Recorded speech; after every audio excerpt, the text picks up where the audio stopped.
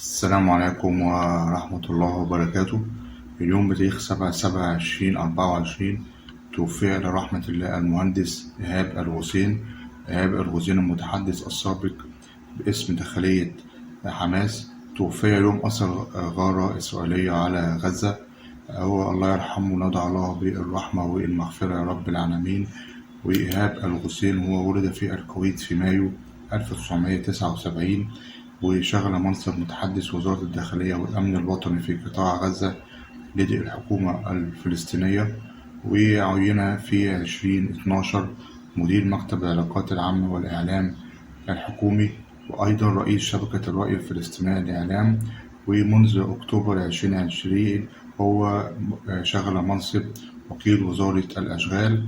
وهو تخرج الغوثين من كلية الهندسة بالجامعة الإسلامية بغزة، ويحمل شهادات بكالوريوس في الهندسة المدنية وفي الصحافة وفي الإعلام، وأنهى دراسة الماجستير في إدارة الأعمال. وتوفي اليوم أثر غارة إسرائيلية في قطاع غزة، فندعو له بالرحمة والمغفرة يا رب العالمين. اللهم ادخلوا فسيح جناتك يا رب العالمين.